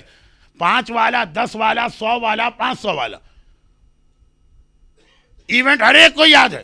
اور 120 والا اچھے خوش عقیدہ سمپل مسلمان کو بھی یاد نہیں ہے. یہ ایک طرف ہے. اب آئیے دوسری طرف, اور پھر میسج کمپلیٹ ہوگا. وہ یہ کہ اسلامک ہسٹری میں دیکھیں, اسپیشلی ارلی ہسٹری, تو جو واقعہ سب سے زیادہ ایزیلی فارگیٹن ہونا چاہیے وہ کربلا کا واقعہ. وہاں کوئی آئی وٹنس ہی نہیں. حسین کی ساری فیملی شہید ہو گئی ہے. کچھ عورتیں ہیں جو ساری ہول لائف گھر میں بیٹھی رہیں. ایک میرا چوتھا امام ہے, اونلی 1 پرسن. 5ویں امام بھی تھے, چلے 2. اور کربلا کے اگینسٹ جو موومنٹ کام کر رہا وہ کیا ہے؟ بنو امیہ کے سارے خلیفہ, بنو عباس کے سارے خلیفہ, اس کے بعد کے سارے خلیفہ, پورا میڈیا, اس زمانے کا میڈیا ہوتا تھا جمعے کا خطبہ، وہ صرف اور صرف گورنمنٹ کا اپوائنٹڈ امام یا گورنر دے سکتا. دیکھیے خود تخت کی طاقت، میڈیا کی طاقت، خزانے کے منہ کھلے ہیں، سارے ہسٹورین سے اپنی مرضی کی ہسٹری لکھوائی جا رہی ہے. The only problem is holocaust نہیں ہے. اسلامی تاریخ میں بھی کتنے ایسے واقعات ہیں کہ دن کو رات، رات کو دن، سچ کو جھوٹ، جھوٹ کو سچ، بلیک کو وائٹ، وائٹ کو بلیک لکھوایا. اس لیے کہ ہسٹری لکھنے والے سارے کے سارے ان کے پیٹ سرونٹ ہیں. چنانچہ ہمارے یہاں انڈیا میں، پاکستان میں ہر 20 سال کے بعد ایک گروپ کھڑا ہوتا، پورا ڈینائی کر دیتا ہے، کہتا ہے کہ there was nothing in Karbala, Karbala میں کچھ ہوا ہی نہیں کربلا میں. وہ تو بہت ہی سمپل سا واقعہ تھا کہ حسین اپنا لشکر لے کے جا رہے تھے. یزید نے کہا دیکھیے یہ کربلا کو اس طرح سے آج کل ریپریزنٹ کیا جا رہا. یزید کو اطلاع ملی کہ حسین آ رہے ہیں، کہا وہ تو میرے فرسٹ کزن، جاؤ ہمارے ساتھ، پورے پروٹوکول کے ساتھ، پوری رسپیکٹ کے ساتھ حسین کو لے کے آؤ. دیکھیے یہ یزید والے لکھ رہے ہیں، جن کی اردو کمزور ہے وہ یہ نہ سمجھے کہ میں کہہ رہا ہوں کہ ایسا ہوا. نہیں میں نہیں کہہ رہا ہوں. اس لیے کہ آج ہمارے ممبروں میں بھی کچھ ایسے لوگ آ گئے کہہ رہے ہیں کربلا کا یہ واقعہ غلط، کربلا کا وہ واقعہ غلط، کربلا میں یہ ہوا ہی نہیں، کربلا میں وہ نہیں ہوا. حتیٰ کہتے کربلا میں پیاس بھی نہیں تھی، خوب پانی پیا جا رہا تھا. اتنا پانی تھا کہ پی بھی رہے تھے، نہا بھی رہے تھے، بہا بھی رہے تھے. ابھی آج کل ہمارے یہاں بھی ایسی ہسٹری بن رہی، لیکن اردو کمزور ہے تو ہو سکتا ہے کوئی سمجھے کہ مولانا بھی یہ پیش کر. نہیں، یزید والے آج تک یہ لکھ رہے ہیں. یہ عمر سعد تو حسین کو ویلکم کرنے کے لیے آ رہا تھا، جب وہاں پہنچا دیکھا حسین کے لشکر میں آپس میں ہی تلوار چل گئی. یہ ان کا انٹرنل پرابلم تھا، کیونکہ مسلم ابن عقیل کوفے میں مارے گئے تھے تو ان کے کزن اور ان کے بھائیوں نے کہا ہم ریونج لیں گے. حسین نے کہا نہیں بھائی، یزید تو بڑا اچھا آدمی ہے، میں اس کے خلاف تلوار نہیں اٹھا سکتا. تو مسلم کی فیملی والوں نے پہلے حسین کو ہی شہید کر دیا. یہ آج کل ہسٹری کو ٹویسٹ کیا جا رہا. عمر سعد نے آ کے دیکھا اللہ حسین شہید ہو گئے، اس نے حسین کے ریونج میں مسلم کے بھائیوں کو شہید کر دیا، ختم بات. یہ ہو گئی کربلا.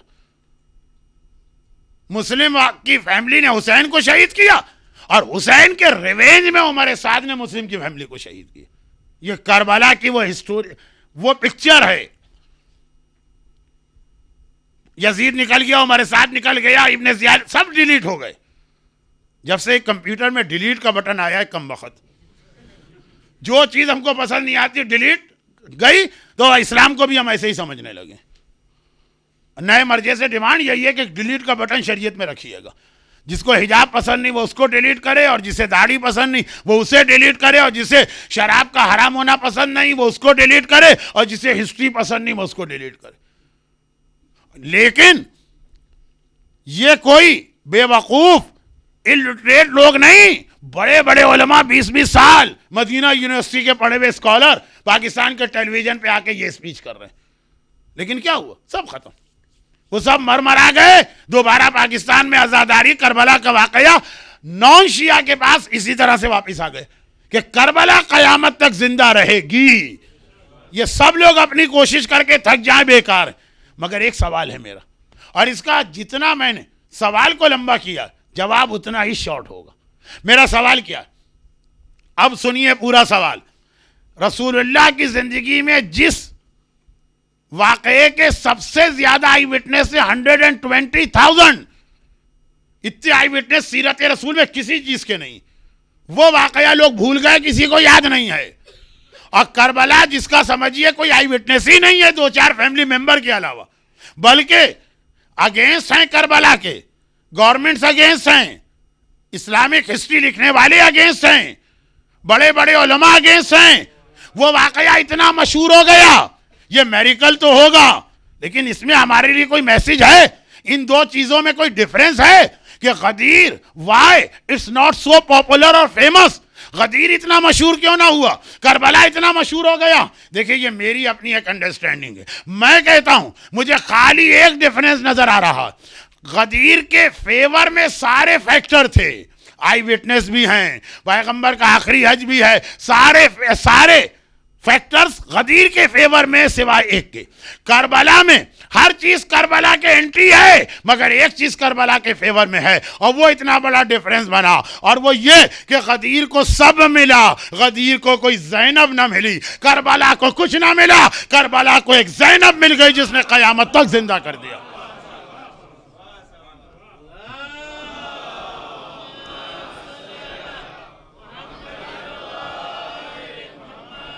یہ کوئی بہت چھوٹا رول نہیں ہے زینب کا.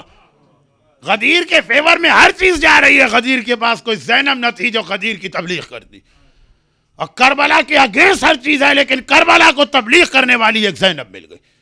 اور پھر یہاں پر آلدو ہسٹری میں 2-3 ورجن ہیں, لیکن میں وہ ورجن پڑھ رہا ہوں جو ہمارے بڑے بڑے کچھ علماء کا ہے, اور بہت احتیاط سے پڑھ رہا ہوں. اس میں ہو سکتا ہے کچھ لوگوں کے جذبات یا سینٹیمنٹس جو ہیں ہرٹ ہو جائیں, تو میری بات سنیے گا, ٹائم شارٹ ہے اس لیے کہیں ایسا نہ مس انڈرسٹینڈ ہو. وہ یہ ایران کے ایک عالم آغائے ڈاکٹر قائمی, آغائے قائمی, خاتمی نہیں قائمی, انہوں نے بھی مثلا ثانیہ زہرا کی سیرت پر, زینب کبریٰ کی سیرت پہ ایک بک لکھی.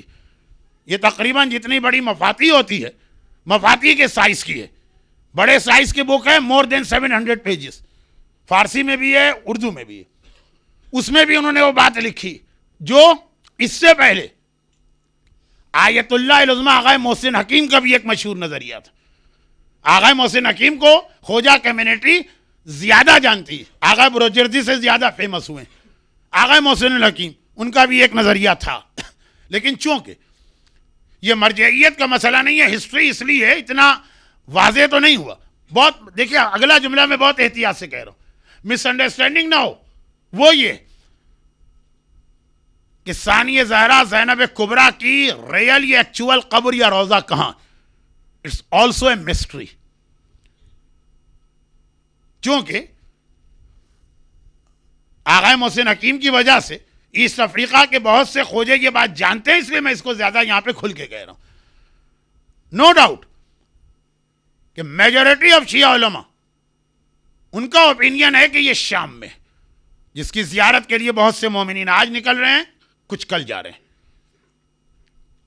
لیکن شام کا روضہ, اور میری اتنی اسپیچز ہیں شام کی فضیلت پر, خاص طور پہ مجھے ہفتے 15 سال پہلے کی وہ اسپیچ یاد ہے جو میں نے اسٹینمور میں کی تھی, جس کے بعد شام کی زیارت کا ایک سلسلہ وہاں بہت بڑھ گیا تھا.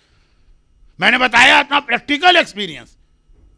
دیکھیے یہ میں کوئی اپنی بڑائی نہیں بتا رہا یا سلینگ لینگویج میں کوئی شو نہیں مار رہا ہوں, لیکن مکہ جانے کا موقع ملا, مدینہ, کربلا, نجف, مشہد, قم, ناٹ اونلی ونس, کہیں 50 دفعہ گیا, کہیں 70 ٹائمز گیا, کہیں 100 ٹائمز گیا. لیکن میرا پریکٹیکل ایک ایکسپیرینس جو 91 یا 92 کے عشرے میں نے اسٹینمور میں پڑھا تھا, اور وہ یہ کہ جتنے جلدی دعا شام میں قبول ہوتی, ایکسیپٹڈ, اور کہیں نہیں.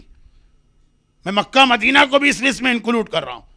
تو میں نے بتایا اپنی زندگی کے کچھ واقعات بھی بتائے, لیکن جیسا کہ آج اتفاق سے دیکھیے کوئی انسیڈنٹ ہو رہا ہے. برادر حسین عبداللہ نے کہا تھا کہ آپ یہاں مجلس سننے آئیں.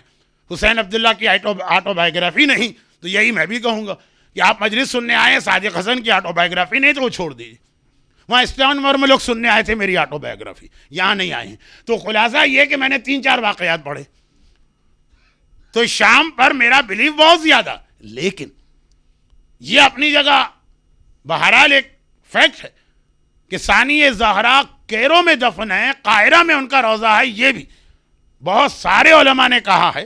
آیت اللہ محسن الحکیم کا تو مشہور نظریہ تھا, ان کا اوپینین یہی تھا کہ جو قاہرہ کے اندر روضہ ہے وہ ایکچوئل جناب زینب کا روضہ. اچھا یہ پرابلم کیوں ہوتا ہے, ایک بہت چھوٹی سی بات کہہ دوں. اہل بیت کے خاندان میں جو نیم ہوتے ہیں نا وہ بہت سملر ہوتے ہیں. ایک ٹائم پر ایک گھر میں 18 فاطمہ نام کی عورتیں ہوتی تھیں. اس ایک بہت اچھا نام, زینب نام کئی خواتین کا, جس کی وجہ سے بعض اوقات ایک مس انڈرسٹینڈنگ ہو جاتی ہے. یعنی یہاں بھی زینب دفن ہے, وہاں بھی زینب دفن. اچھا زینب کون زینب؟ علی کی بیٹی. علی بھی ایک ایسا کامن نام ہے اہل بیت کے گھر میں کہ 1000, 2000, 5000 علی مل جائیں گے. تو اب یہ نام کی سملرٹی بعض اوقات پرابلم کریٹ کرتی ہے. میں ذرا سا اپنے ٹریک سے ہٹ رہا ہوں نا, واپس آتا ہوں. یہ اتنا میں نے اس لیے کہہ دیا کہ کوئی یہ نہ سمجھے کہ میں شام کو ڈسکریج کر رہا ہوں, وہاں کی زیارت روکنا چاہتا ہوں, وہاں کی زیارت کو نہیں مانتا ہوں, اس لیے اتنا کہنا پڑا, ورنہ تو میں سیدھی سادھی مجلس پڑھتا ہوں. کہ شہزادی زینب کا بہت ہی فیمس روضہ قاہرہ میں بھی, اور دیکھیں آپ جا کے دیکھیں جو لوگ گئے, واقعاً اس کی بھی ایک شان ہے, ایک شوکت ہے اس کا, وہ بھی ایک زینبیہ کی طرح نہ صحیح لیکن ایک سینٹرل پلیس, وہ جو انڈر گراؤنڈ ہے قاہرہ کی, اس کا ایک مین ٹرمینس بنتا ہے زینبیہ. روضہ بھی کتنا شاندار مینٹین کیا گیا. لیکن کئی علماء کا یہ نظریہ کہ شہزادی زینب کی قبر ایکچول جنت البقیع میں. اگر آپ اسکندریہ یا الیگزینڈرا کی طرف نکل جائیں, وہاں بھی ایک روضہ ہے جو شہزادی زینب کا روضہ کہلاتا. یعنی اگر اتھینٹک ویک ساری حدیثوں کو ملا لیں تو اسلامک ورلڈ میں مور دین 10 پلیسز ہیں جو یہ کلیم کرتے ہیں کہ یہاں پہ شہزادی زینب کا روضہ ہے. نو ڈاؤٹ سب سے زیادہ اتھینٹک زینبیہ, پھر بعض مراجع کی وجہ سے جیسے آقا حکیم طابہ سرا قاہرہ بھی ہے, اور بعض ہسٹورین کی وجہ سے جیسے سرکار ناصر الملت جنت البقیع بھی ہے. یہ بڑے بڑے فیمس جگہ, ورنہ مور دین 10. اچھا, اب یہاں پہ ایک سوال, یہ میرے اس جملے کا جواب ہے, جس کی ایکسپلینیشن ہے کہ ویسٹ کی سیکنڈ ذمہ داری یہاں زینب بن کے رہے. وہ جو میں نے پہلی بات بتائی کہ زینب کا رول اتنا امپورٹنٹ تھا, وہ فضیلت تو تھی, اس میں آپ کو اپنے لیے پریکٹیکل اسپیکٹ کوئی نہیں ملا ہوگا, وہ اب سمجھ میں آئے گا. اب یہ ہے آج کی اصل مجلس. وہ یہ ہے کہ ایک سوال یہ پیدا ہوتا کہ آخر شہزادی کے روضے اتنی جگہ پہ کیوں ہیں؟ معصومین کے لیے بھی ایسا نہیں ملتا ہے, دوسروں کے لیے بھی ایسا نہیں ملتا. تو میں نے ایک ریزن بتایا, نیم کی سملرٹی, تو وہ تو دوسروں کے ساتھ بھی ہے. اس کے ساتھ ایک ریزن اور یہیں پر پہلے دن والی آیت کو پھر سن لیجیے, وَمَكَرُوا وَمَكَرَ اللَّهُ وَاللَّهُ خَيْرُ الْمَاكِرِينَ. God plays in the mysterious ways. اب دیکھیے, جب جہاد کربلا مکمل ہوا اور اہل بیت کا قافلہ مدینے آ گیا مدینے, وہی جو مصائب ابھی برادر حسین عبداللہ نے پڑھے کہ میرے مولا سجاد نے علم دے کے بھیجا, قافلہ مدینے پہنچ گیا. اب اس کے بعد, اب ورلڈنگ میری ہے, ہسٹری کے واقعے کو میں اپنے الفاظ میں آپ کے سامنے ایکسپلین کر رہا ہوں. وہ یہ کہ یہ 1 سال میں مدینہ, کربلا تو ایک جنگل ہے, کوفہ اور شام, اور اس کے بیچ میں جو 39 ٹاؤن آتے ہیں, وہاں تک تو حسین کا میسج پہنچا. لیکن اسلامک ورلڈ تو بہت بڑی ہے, اسپیشلی اسی زمانے میں تو مسلمان موراکو تک پہنچے, اسپین تک پہنچے, انڈیا تک آئے, رشیا تک گئے. بہت بڑی اسلامک ورلڈ, سب جگہ حسین کا پیغام پہنچانا. اب 2 مین کریکٹرز ہیں کربلا کے, ایک میرے چوتھے امام, ایک حسین کی بہن زینب کبریٰ. چوتھے امام بھی ہیں, اور امام پبلک کے لیے ایزیلی ایکسیسیبل ہونا چاہیے. اسے لوگوں کے مسئلے حل کرنا ہے, اسے قرآن کی تفسیر کرنا ہے, اسے شریعت پہنچانا ہے, اس کو یہ سارے میسیجز دینا. تو آپ دیکھیے, یہ ورلڈنگ میری ہے مگر آپ کے لیے میسج. پھوپھی اور بھتیجے نے گویا مل کے یہ طے کیا, سمجھیے ایک میٹنگ ہو گئی. ورلڈنگ کو نہ سمجھیے گا کہ یہ ایکچول ہے, اور یہ طے پایا کہ سینٹر کی بھی ایک اہمیت ہے, لیکن جو باقی پوری اسلامی دنیا ہے, جو ریموٹ پلیسز ہیں, جو دوسرے ٹاؤن ہیں, اس کی بھی ایک امپورٹنس. اچھا, انٹرنیٹ بھی نہیں ہے, موبائل بھی نہیں ہے, ای میل بھی نہیں ہے, ایس ایم ایس بھی نہیں ہے, جو آپ کے بچے مجلس میں بیٹھ کے کرتے رہتے ہیں, ان میں سے کوئی چیز اس زمانے میں نہیں. بعض چیزیں ایسی ہوتی ہیں کہ میں بچوں کا نام اس لیے لیتا ہوں کہ بڑوں کا نام لیتے ہوئے برا لگتا ہے, ورنہ بڑے بھی کم نہیں ہوتے ہیں. اچھا, اب یہ مسئلہ ہوا کہ کمیونیکیشن کتنا سلو ہے, اس کے لیے ضروری کہ ہر کم از کم اسپیشلی جو میجر ٹاؤنز ہیں وہاں پہ جا کے حسین کا میسج پہنچایا جائے. تو اب یہ ٹیم ورک. میرا مولا سجاد جو امام بھی ہیں, تو بینگ ایز اے امام یہ ان کی رسپانسبلٹی ہے کہ مدینہ مکے کو سنبھالے. یہ سینٹرل ہے جس میں ڈیورنگ حج اور عمرہ سارے مسلمان آتے ہیں, ہر علاقے کا ریپریزنٹیشن. امام نے کہا یہ میری ورلڈنگ, امام نے فرمایا کہ مدینہ مکے میں رہوں گا, اور 35 سال تک کربلا کا میسج ہر اس آدمی کو دوں گا جو یہاں آتا. لیکن زینب کبریٰ نے کہا اچھا پھر جتنے بھی میجر ٹاؤن ہیں میں وہاں جاؤں گی اور وہاں حسین کا پیغام پہنچاؤں گی. یہ ذمہ داری زینب نے سنبھالی. اب سنیے ایک بات, وہ یہ کہ اگر زینب پری اناؤنس چلے, پہلے سے اناؤنسمنٹ کریں کہ اب میں طائف سٹی جا رہی ہوں تاکہ اپنے بھائی کا میسج لے کے جاؤں, کیا یزید کبھی برداشت کرے گا؟ وہ مکر ہوا مکر اللہ اس کو کہتے. سنیے ذرا تفصیل کے ساتھ. زینب کو مدینہ چھوڑنا یہ تو سجاد سنبھالیں گے, مکہ جانا, اور جب مکے میں حسین کا میسج پہنچ جائے گا تو فالو جو اس کو فالو اب تو میرا مولا سجاد کرے گا. زینب کو طائف جانا, جب طائف کے لوگ اویئر ہو جائیں گے حسین سے تو زینب کو مثلاً قاہرہ آنا, جب قاہرہ میں میسج پہنچ جائے گا تو زینب کو الیگزینڈریا جانا, جب وہاں پہ یہ میسج پہنچ جائے گا زینب کو مثلاً حلب آنا, جتنے بھی بڑے میجر ٹاؤن. لیکن اگر زینب کبریٰ یہ اناؤنس کرے, اب جو میں پڑھ رہا ہوں یہ آغا محسن حکیم کا وہ نظریہ اور ڈاکٹر قائمی کی کتاب سیرت زینب میں یہ ایک پورا ورژن, اب اگر زینب اناؤنس کر کے جائیں تو یزید کبھی نہیں جانے دے گا. اب کوئی ایسا طریقہ اختیار کرنا کہ یزید خود زینب کو ہر جگہ لے جائے, یہ سمجھے کہ میں زینب کو ریسٹرکٹ کر رہا ہوں, دراصل وہ زینب ہی کو پروپیگیٹ کر رہا ہے. اس کا کیا طریقہ ہو؟ تو اس کا طریقہ یہ ہوا کہ زینب کبریٰ نے, ٹائم کم ہونے کی بنا پہ میں بعض اوقات خالی زینب کہہ رہا ہوں, ناٹ فار انسلٹنگ پرپز. زینب کبریٰ نے مدینے کے اندر فل فلیج عزاداری قائم کی. میرے مولا سجاد نے بہت ہی اسمال اسکیل پر, یعنی یہ سمجھ لیجئے کہ سجاد ابھی سامنے آ ہی نہیں رہے عزاداری کے حوالے سے, زینب آ رہی ہیں. عزا کے حوالے سے زینب کا نام کیوں ہے؟ ناٹ اونلی فور کہ وہ ایک عورت تھی اور عورتیں زیادہ عزا کرتی ہیں, نہیں, اس لیے بھی کہ اس وقت جو زینب کا مشن ہے اس کے لیے زینب چاہتی ہیں کہ میں اوپن عزاداری کروں. اچھا جب اوپن عزاداری مدینے میں ہوئی تو حسین کا میسج پہنچا نا, مدینے میں چینج آنے لگی. گورنر مدینہ گھبرا گیا. کوئی عام آدمی ہوتا تو گورنر مدینہ خود ڈیسیشن لیتا, لیکن جب اہل بیت مدینے آئے تھے تو یزید کا آرڈر تھا کہ دیکھو اہل بیت کا جب بھی میٹر ہو خود سے ڈیسیشن نہ لینا بلکہ اس پورے میٹر کو مجھ تک ریفر کرنا, کیونکہ یزید کنٹرول نہ کر سکا. اس نے کہا گورنر کو یہ پرابلم نہ کر دے. فوراً خط گیا, یزید یہاں تو بڑی گڑبڑ ہو رہی, حسین کی بہن نے اوپنلی عزاداری شروع کی ہے, مدینے میں چینج آ رہی. اب اتنی چینج آ چکی ہے کہ زینب کا مشن پورا ہو گیا, اب آگے کام سجاد سنبھالیں گے. ایک تو ہوتا ہے لوگوں کو لے کے آنا, جب لوگ آ گئے شوق پیدا ہوا تو اب لوگ خود سرچ کریں گے. زینب نے پہلا فیس کر لیا لوگوں میں, کربلا اور اسلام کی ایک ٹروتھ تھرس پیدا کر دی کہ یہ ہے کیا. اب وہ خود ہی سجاد کے پاس جائیں گے. زینب کا مشن یہاں کا ہو گیا کمپلیٹ. گورنر گھبرا گیا. اب زینب کو یہاں سے دوسری جگہ جانا ہے لیکن خود سے نہیں جانا چاہتی ہیں, روک دیا جائے گا. یزید نے, اب آپ انسلٹ محسوس نہ کریں, آپ تھوڑی دیر کے لیے یزید بن جائیے. سوچئے کہ یزید کے سامنے یہ میٹر آیا, اس مجمع میں تو نہیں لیکن بہرحال دنیا میں بہت سے لوگ آج بھی ایسے ہیں جو کیریکٹر میں یزید جیسے ہیں. سب سے پہلی چیز یہ کہ عالم اسلام میں پہلا آدمی یزید کا باپ معاویہ تھا, دوسرا یزید تھا جنہوں نے داڑھی شیو کی. اچھا اب یہ ہے کہ یزید, ذرا دیکھیے یزید, اس کے بعد گورنر مدینہ کی رپورٹ آئی کہ حاکم یہاں گڑبڑ ہو رہی ہے, زینب کبریٰ اوپنلی عزاداری کر رہی ہے, مدینے کے ینگسٹر چینج ہو رہے ہیں, وہ تیرے اگینسٹ ہو رہے ہیں, اب کیا کیا جائے. مدینے میں اگلے سال ایک اپرائزنگ ہوئی بھی. یزید کے سامنے 3 آپشن تھے, یا تو کہتا کہ ان کو شہید کر دو, تو وہ حسین کو شہید کر کے ہی سنبھالا نہیں جا رہا ہے معاملہ, اہل بیت سے اپولوجی کر کے اسے ان کو رہا کرنا پڑا. دوسرا یہ کہہ دے انہیں جیل میں ڈال دو, تو خود یزید 1 سال میں جیل میں ڈال کے دیکھ چکا ہے کہ یہ تو میرے اگینسٹ چلا گیا. کیا کہتے ہیں انگریزی میں, بیک فائر ہو گیا. میں نہیں کنٹرول کر سکا تو گورنر کہاں سے کنٹرول کرے گا.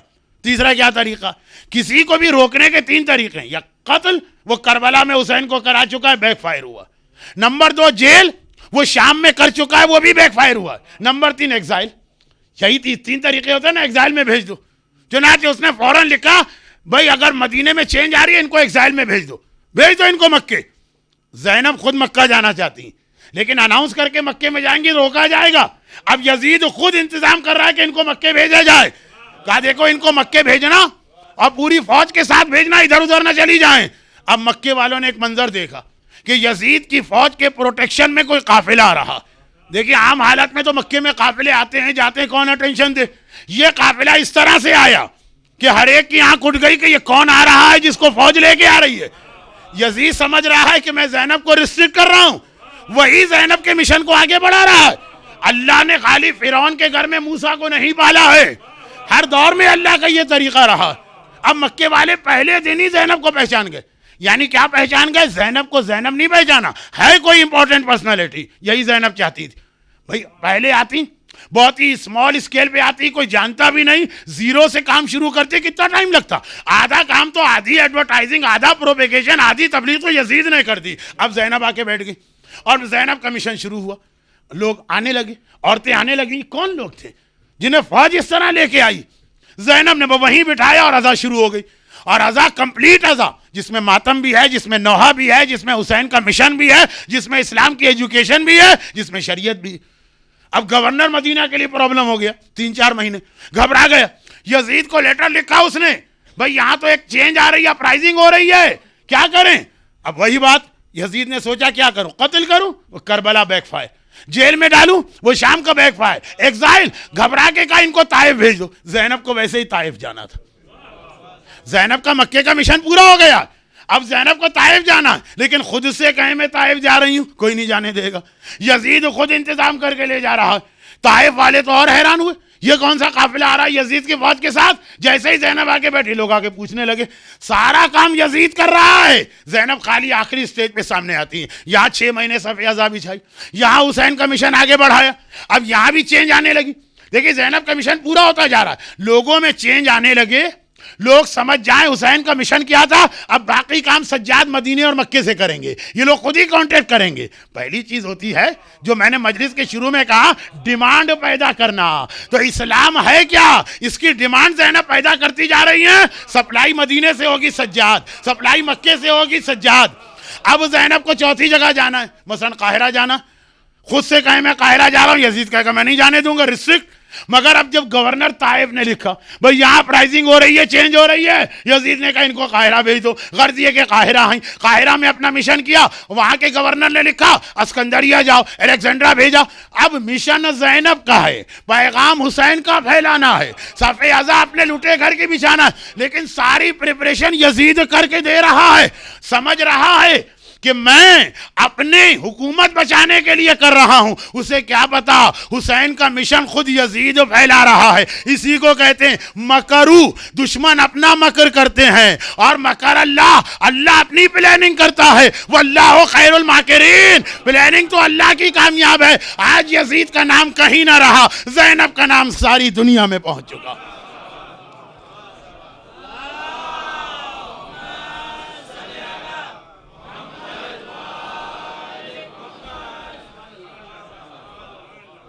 اب اسی لیے اب یہ جو زینب کا مشن 8 سال 10 سال 12 سال, میں نے کہا نا کہ ہر جگہ جب لوگوں میں یہ خواہش پیدا ہو گئی کہ اچھا یہ تھا حسین, یہ تھی شہادت, یہ اسلام, تو اسلام ہے کیا, بس اب یہاں سے امامت کا کام شروع ہوگا. اب لوگ خود ہی کانٹیکٹ کریں گے. تو زینب کا کام جو تھا, اب اس دوران جو 10 سال 12 سال 15 سال, یہ آغا قائمی کی بھی ریسرچ, لیکن ان کی اپنی نہیں ہے, انہوں نے پاس کے مراجع کا حوالہ دیا. اسی میں کہیں شہزادی کا انتقال ہوا, اسی لیے اتنی جگہ پہ کلیم ہو گیا. عجب, شہزادی زینب اکیلی تو نہیں جاتی, ان کے ساتھ خاندان کی عورتیں بھی جاتی ہیں, کنیزیں بھی ہیں, ان میں کچھ زینب نام کی لیڈیز بھی ہیں. خبر آتی ہے کہ آج زینب بنت علی کا قاہرہ میں انتقال ہوا, انہیں دفن کر کے یہ قافلہ چلا. لوگ سمجھ بیٹھے کہ شاید یہ وہی زینب. یہی مثلا اسکندریہ میں ہوا, یہی مثلا حلب میں ہوا. 6 مہینے 8 مہینے 10 مہینے ہیں, ساتھ میں لیڈیز بھی ہیں. اور جیسا آپ نے سنا زینب بنت علی بڑا کامن نام ہے, انہی میں کسی کا انتقال بھی ہوتا, اسے دفن بھی کیا جاتا ہے, قافلہ چلا جاتا ہے. بعد میں یہ پتا چلتا ہے یہاں زینب بنت علی دفن ہے, یا ڈیٹیل نہیں آتی ہے, تو ایک قبر کے حوالے سے اس لیے یہ مس انڈرسٹینڈنگ, اسے رکھیے ایک طرف. لیکن سارا اس بات کا خلاصہ کیا نکلا؟ میں نے کہا کہ دوسری ذمہ داری ہے زینب بن کے رہیے, کہ زینب کس کا نام ہے؟ جہاں گئیں, جس جگہ پہنچی, خالی اپنی زندگی گزارنے میں نہ لگی رہی, جہاں جا کے بیٹھے اسلام کو پھیلایا, بھائی کے مشن کو پھیلایا. اور ایک عجیب طریقے سے, کیونکہ یہ جو آخری جملہ میں نے کہا, اس کو میں کمپلیٹلی واضح نہیں کر سکا, ٹائم شارٹ ہے. اگرچہ although یہاں کی کمیٹی بہت ہی شریف. میں روزانہ ذرا ٹائم زیادہ لے رہا ہوں لیکن پریزیڈنٹ کچھ بول رہے ہیں نہ کوئی اور, لیکن بیٹھے تو سامنے ہیں نا, وہ بولیں کہ نہ بولیں مجھے تو ڈر لگتا ہے نا. اور میں کئی جگہ پہ بہت بیڈ ایکسپیرینس دیکھے ہوئے ہوں. ایک آخری چیز رہ گئی ہے. اچھا میرا بھی ہے کہ جب میں پڑھتا ہوں تو پھر میں کسی کی پرواہ نہیں کرتا ہوں. مائک بھی بند ہو گیا, بند ہو جائے, بند کر دیا مائک, میری آواز پہنچے گی آخر تک. بس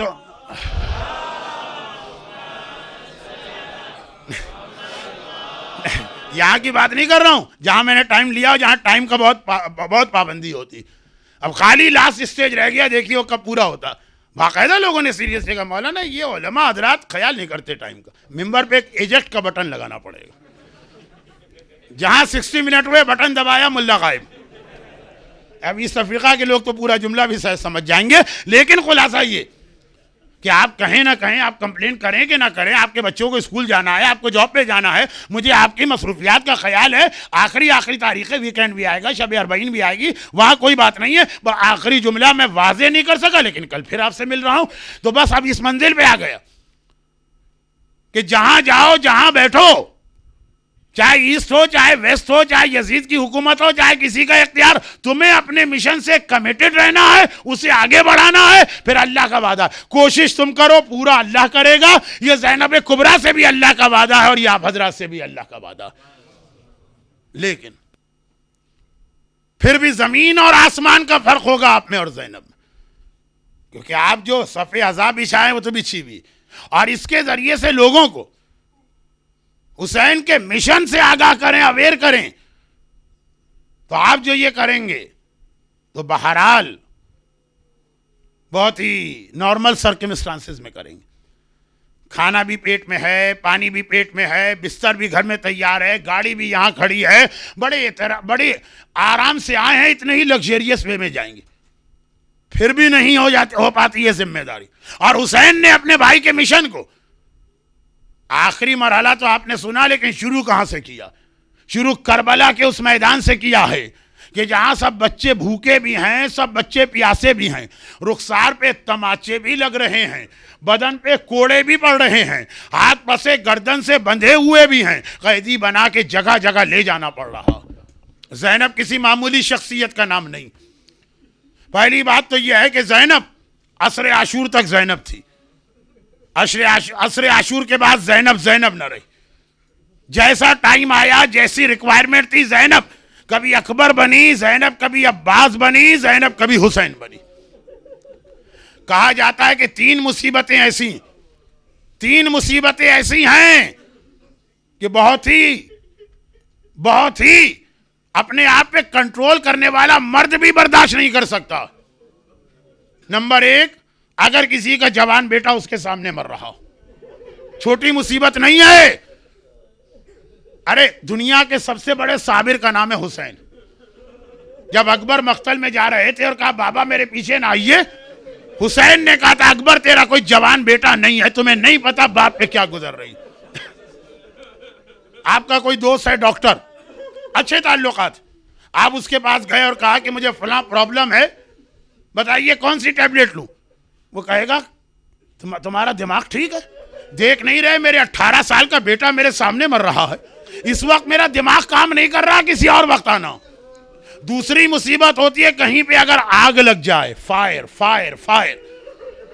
آپ کا کوئی جاننے والا لائر ہے, آپ گئے اور آپ نے جا کے کہا بتائیے فلاں مسئلے کے اندر کورٹ جاؤں کہ نہ جاؤں. وہ آپ کو دیکھے گا سر سے پیر تک, بھائی مجھ سے مسئلہ پوچھنے آئے ہو, سامنے دیکھو میرے گھر میں آگ لگی ہے, میری بچیاں, میرے لڑکے, میرے گھر والے, یہ سب آگ میں جل رہے ہیں. کیا جلتی آگ میں بھی کوئی قانون کا مسئلہ ہوتا؟ اور تیسری چیز ہوتی ہے ارتھ کویک یا زلزلہ. جہاں پہ زلزلہ آ جائے ماں بچوں کو گود سے پھینک کے بھاگتی ہیں.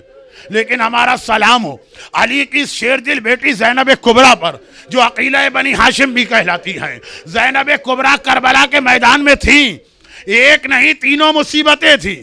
ان کا ایک نہیں, ان کے 18 بیٹے جوانان بنی ہاشم, چاروں طرف لاشیں پڑے ہیں, لاشوں کے بیچ میں زینب کھڑی ہے. اور ایک نہیں, سارے ٹینٹ میں آگ لگی ہے, ننھی سکینہ تک آگ میں جل رہی ہے, زمین کربلا پہ زلزلہ ہے. لیکن اللہ رے زینب کبریٰ اس حالت میں بیویوں کو تسلی وہ دیں، بچوں کو دلاسا وہ دیں، جلتے ہوئے خیمے سے بیمار امام کو اٹھا کے وہ لائیں۔ نہیں عزادارو، زینب نے تو اس وقت بھی اپنے آپ پہ کنٹرول کیا اور شریعت کی پابندی کی۔ کب؟ شریعت کی پابندی کا لفظ یاد رکھیے گا، وہ کل آئے گا۔ پہلے واقعہ سن لیجئے، بعد واقعہ کربلا مدینے میں کسی نے پوچھا، مولا سجاد میں شام غریبہ میں نہیں تھا، لیکن جو لوگ تھے انہوں نے یہ رپورٹ کیا کہ جب خیمے جل رہے تھے تو ساری بیبیاں واہ جدہ، واہ محمدہ، واہ علیہ، واہ عباسہ کی فریاد بلند کر رہی تھی، لیکن ایک بی بی تھی نہ پریشان تھی نہ گھبرائی بھی تھی، پورے لٹے ہوئے قافلے کو سنبھال رہی ہیں، تمام بچوں کو جمع کر رہی ہیں۔ مولا اتنا بتا دیجئے وہ بی بی کون تھی؟ میرے مولا نے سر جھکا کے کہا وہ میری پھوپھی ثانی زہرا زینب کبریٰ تھی۔ راوی نے کہا مولا مگر جس نے واقعہ رپورٹ کیا اس نے یہ بھی کہا ہے اس وقت زینب کے سر پر سرخ رنگ کی، لال رنگ کی، ریڈ کلر کی ایک چادر تھی۔ مولا شام غریبہ کیا شہزادی کے پاس کوئی سفید چادر نہ تھی کہ یہ کلرڈ اور رنگین چادر پہنی؟ ہائے میرا مولا سجاد فریاد کرنے لگا، رے تو نے کیسا سوال کر دیا؟ میری پھوپھی کی چادر سرخ نہیں تھی، سفید تھی، لیکن جب خیمے میں اکبر کا لاشا آیا تھا اور میری پھوپھی اکبر کے سینے پہ گری تھی، ہائے میرا اکبر بیٹا، تو اکبر کے خون نے زینب کی سفید چادر کو سرخ کر دیا۔ ہائے میری زینب، 18 سال کی اکبر کا لاشا، مگر چادر اتار کے ماتم نہ کیا۔ خداوندہ ثانی زہرا زینب کبریٰ کے فضائل و مصائب سننے والے اس مجمع کا واسطہ، ام المصائب کے مصائب کا واسطہ اس مجمع کو ہر آفت، ہر مصیبت، ہر پریشانی سے محفوظ فرما، ان کے مرحومین کی مغفرت فرما، ان کی ساری دعائیں قبول فرما، ظہور امام میں تعجیل فرما۔ ماتم حسین۔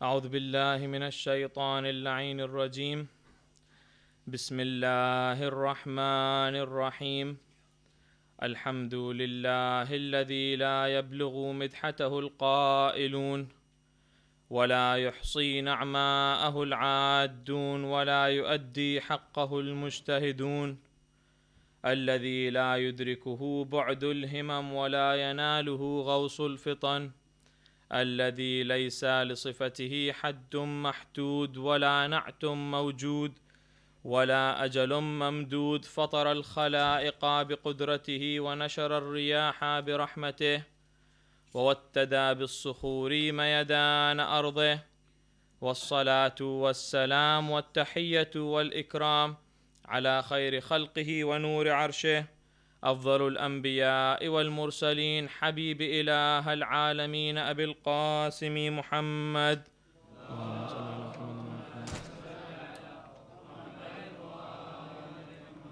وعلى أهل بيته الطيبين الطاهرين المعصومين الذين أذهب الله عنهم الرجس وطهرهم تطهيرا۔ اللهم صل على محمد۔ وأما بعد فقد قال الله سبحانه وتعالى في كتابه المجيد وفرقانه الحميد وهو أصدق القائلين، بسم الله الرحمن الرحيم، واصبروا إن الله مع الصابرين۔ صلوات۔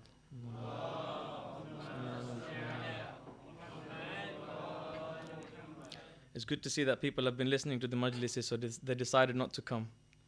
In any case, as promised yesterday, we shall summarize what we've been talking about in the last few nights, for the benefit of those who've missed one or two lectures, and also to remind those of us who've been coming here every night. We began in the first lecture by analyzing the importance of the love of Imam Hussein. We looked at how the love of Imam Hussein alayhi salam elevates us in the eyes of Allah.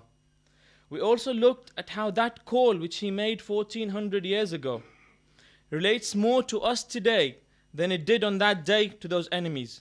Because we analyzed that he wasn't seeking help from those enemies. He was seeking help against them. He was seeking help to aid his cause. He was seeking help from us to fight against all the evil in this world, to all the falsehood in this world.